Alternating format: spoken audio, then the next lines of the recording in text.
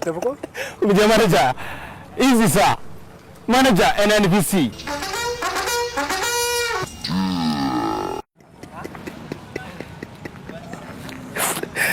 Za mu koma gidansu ne? Eh? NNPC! NNPC!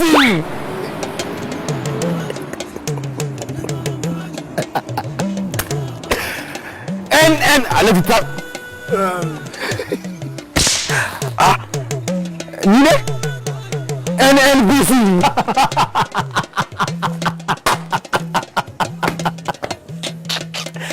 Allah ya kiyaye ka manajan NNPC. Easy. Kullum ina jikin wancan wanda. Ka ba mu kullum a jikin wanda? Wallahi na ba mu kullum. Easy. Sai a buge kofan kenan. Sai da buge uwarka.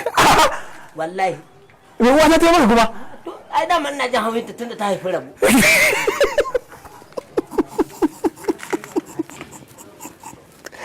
To yau kuma abu akan wawa na zai kare kenan.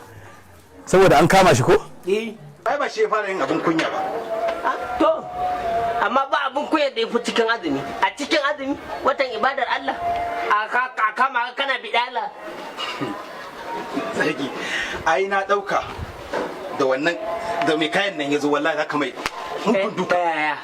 Haba wannan kato. Ko fada zamu da shi me zan dauka nan? Duka ma nan ba jin sa zai. To amma fankan ba ta ke da shi ai. Ba nan take ba. Yana danne ni wariya zaka yi.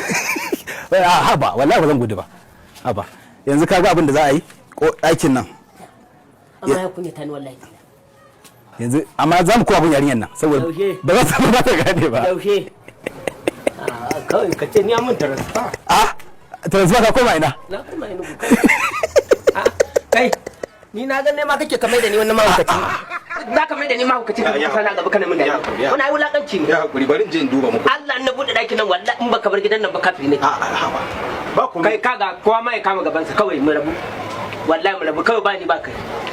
Mu rabu kama daki na ba laifi bane. Mu rabu. Amma dai ba za ka ma bari in je in duba muku kullum ko yana gurin magaji. Easy. NNPC manager.